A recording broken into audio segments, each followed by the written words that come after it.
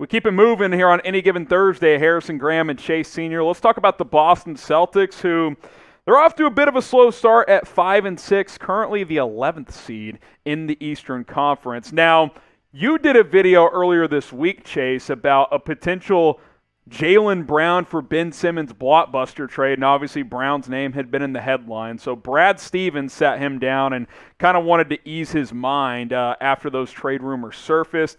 Stevens told the media that he told Brown, quote, "You're a Celtic," and he said that Brown didn't even react to it, said, "Yeah, I've seen it, but I don't really have any thoughts about it," because that's kind of who Jaylen Brown is, right? He's very stoic, very even-keeled, and he's the one guy who's not going to let this buzz really affect his play. Yeah, and I had said in the video that the Boston Celtics would be crazy to just swap Ben Simmons for Jaylen Brown. Jaylen Brown is as good of a defender as Ben Simmons, and he's a much better offensive player than him, and he's done what Ben Simmons hasn't. He's been on an opposite trajectory. He's put in the work to go from being a raw player to a very, very good to great player, whereas Ben Simmons has somewhat flatlined. The Celtics are not going to give up Jaylen Brown for Ben Simmons, and if the Sixers wanted to make a trade like that happen, they'd have to give up Matisse Thybulle, Tyrese Maxey, and maybe multiple other first-round picks. That's how highly regarded Jaylen Brown is. So for Brad Stevens to say, "Jaylen, we're not going to trade you away," that's what we all know, and this is what Brad Stevens told Jaylen Brown and the media. I just walked up to Jaylen and said, "Hey, your name's all over the place, as you know. Obviously, from our standpoint, you're a Celtic and a guy that we think exceptionally high of. I just wanted to make sure he had that peace of mind." And honestly, I don't think Jaylen Brown needed that peace of mind. It was really the phrasing that you had to hone in on that report and article from Shams, where it seemed as though he was reporting from the 76ers side, they wouldn't do a deal sending away Ben Simmons to the Celtics like, unless it brought back Jaylen Brown, of course. It's like, well, yeah, I would trade I would also give 75 cents for $1. I mean, that's basically what that would be. And obviously, I mean, we're in agreement here that would be a stupid trade. Trade. Yeah, stupid trade. I mean, it'd be crazy to send away an emerging player who has developed really unlike any other player in the NBA, if you think about it and look at the numbers outside of Giannis Antetokounmpo. I mean, both of these guys have been on a similar path. I love what Jaylen Brown brings to this squad, and what's crazy, he's been better than Jason Tatum this year. Jason Tatum has not gotten off to a good start with some of the shooting numbers. It's been Jaylen Brown who's been the better player offensively. Now, I do think that maybe a trade of Jaylen Brown or Jason Tatum could happen if things get so ugly within this franchise, but you don't think about Boston as a dysfunctional organization. No. They are a very well-run organization. So I think they're going to try to make this JB-JT tandem work. The only way I could see a deal actually happening is if it gets really, really bad and they realize the fit with two wings on the floor is a little tricky, and it's not working out. Yeah, and look, if they trade one of those guys, it ain't going to be for Ben Simmons. You cannot trade Jaylen Brown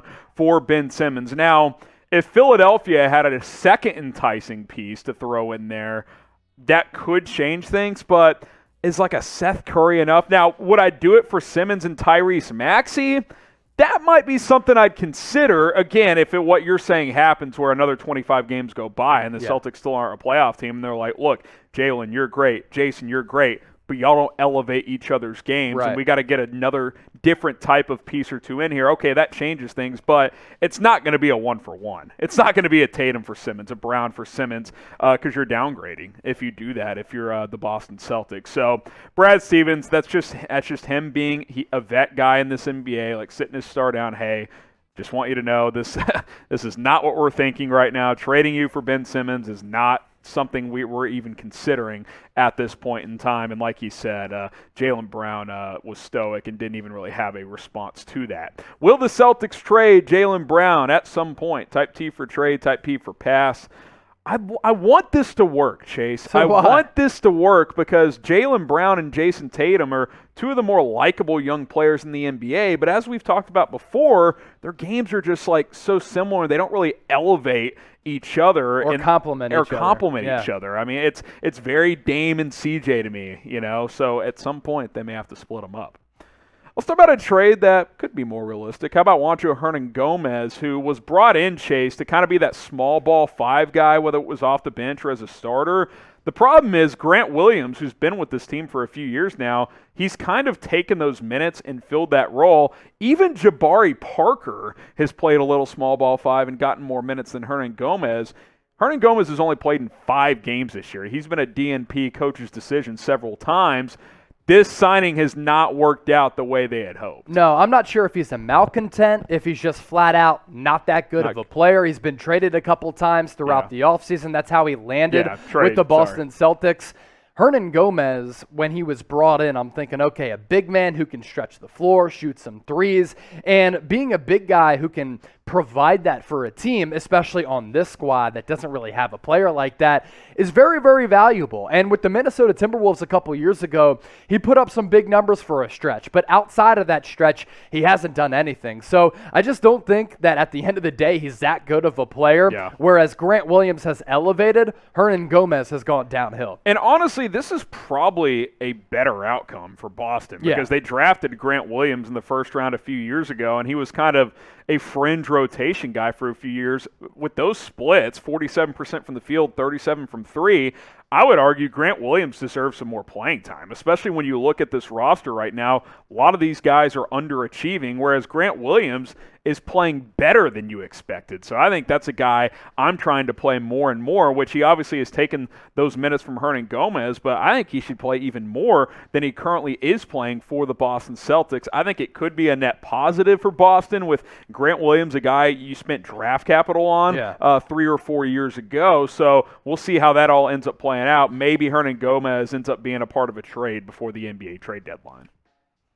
Who has been the most disappointing Celtic this year? And there's been a lot of them. There really have, and we'll outline that. The team as a whole has been disappointing. Yeah, when the team has been disappointing, certainly that means several players have been. Let us know who has been the most disappointing Celtic this year. I'll give mine, but Chase will give his first. Yeah, no, I'm going to start off with Marcus Smart because of that large contract that he had signed in the offseason. And at the time, I didn't know if it made that much sense. Last year during the season, I had said, okay, Marcus Smart, expiring contract, might be a very valuable trade asset to give up because the Boston Celtics had a lot of holes on their roster at that point. And then you bring him back on a deal north of, what, $50 million? 4 years, $77 4 years, million. 70. Yeah, that's right. I always get that confused with the Robert Williams contract. But Marcus Smart has not been worth that for Boston this year. And I was confused by the deal and the role that they had in mind for him because they didn't have a prototypical point guard on this roster. They wanted Marcus Smart to be that. He's never played that role on any team since coming into the league out of Oklahoma State. And this year, 9 points per game, a little north of 4 assists. The shooting's 2.3 steals per game is good. He's always been a very, very good defensive player. On that end. And I love the intangibles. That's a big reason why Boston loves this guy because at times he's been the heartbeat of the squad, but it's the efficiency, man. And it's the lack of just consistency on the offensive end of the floor. And it feels as though he tries to spite Jason Tatum and Jaylen Brown at times offensively because the whole offense is centered around those guys that sometimes he just chucks up shots that are ridiculous. Shooting 33% is not good. No, and less than 30 from 3. I think the Marcus Smart problem is he's the heart and soul of that team, which is awesome, but you run into issues when your biggest leader is kind of just a good role player. Yeah. And I think he thinks he should have a bigger role offensively, and it's like, no, dude. Let me throw this out. You're not a good enough shooter. What makes Russell Westbrook and Marcus Smart great also is their downfall. Yeah, I mean, honestly, they're dogs, but they never know when to just tone it down. He's a poor man's Russ. Now, he's less erratic than Russ. He's also less good than Russ, but I'm saying the analogy, yes, the analogy is certainly there, and it's certainly understood, and that's why they went from we want to trade him to let's give him almost $20 million a year. That's a weird miss from Boston, in my opinion. Typically, they make smarter decisions. If you want more free videos from us on our Boston Celtics channel, youtube.com/CelticsTV, well, go subscribe and check us out because it's 100% free. Celtics news, rumors, trade buzz over the next couple of months as well. Hit that sub button if you're watching on our Celtics channel or if you're watching on Chat Sports. You see the link below, youtube.com/CelticsTV. My most disappointing player, and there's a lot to choose from, Aaron Nesmith. This guy was a lottery pick in 2020. Couldn't crack the rotation as a rookie, and I thought, okay, new coach, full off season after last year was all weird with COVID and all of that. he basically doesn't play. Yeah. He's averaging 2 points and a rebound and a half a game. And Chase, I'll bring you back in for this one. His player efficiency rating, which is like an advanced metric, 15 is league average. Yeah. His is less than 2. That's bad. That's what's the word? Astronomically bad? I mean, that is horrific. He is such a negative when he's in the game that you can't play him. Yeah, no. And that's a problem because he's a guy you need to play and see if he can give you something, but it's almost like that's already been determined because he's unplayable. I mean, this was a sniper coming out of Vanderbilt. I think he shot 45% from 3 in college, albeit he missed some time with a foot injury. He's been a disaster for this team since being drafted last year. And it's not good because you're looking at him as a first-round pick. You're looking at Romeo Langford as a first-round pick. And I know Langford's been better than Aaron Nesmith, but hasn't lived up to the expectations of being a first-round pick. So that's pretty disappointing for this organization that I think has done a good job of developing and pinpointing talent. The Celtics could have drafted Desmond Bain, Sadiq Bey. Yep. They drafted Aaron Nesmith. Yep. That's a brutal selection. Yeah, Bain out of TCU and Bay out of Villanova. I think Maxey might have been there still, too. He was, yeah. Dude, he was. Those 3 guys are all really good players, and Nesmith... They passed on Matisse Thybulle a couple years ago. It's not like Nesmith is a little worse than those guys. He's unplayable. Yeah. And those guys are basically all starters at this point. Right mean, it's not good for Boston the last couple of years. Will the Celtics make the playoffs? It's a weird question to ask, but as of today, they wouldn't even be in the play-in tournament. Type Y for yes, type N for no. They've got the talent to turn it around, Chase, but the East is also a lot better this year. I think they're going to make the playoffs. They're way too good not to make the playoffs. We're talking about the Boston Celtics here. I mean, let's you just can't tell me that the Wizards and the Cavs are going to be better than the Celtics at the end of the season? Take out the Wizards and Cavs. The teams also ahead of them. Chicago, I don't think they're better than them. They're not better than Brooklyn. I still think Philadelphia is better. Miami is definitely better. That's not even a question. I think the Knicks are better. The Bucks are better. Okay, they should be better than Toronto. Are they for sure better than Charlotte, though?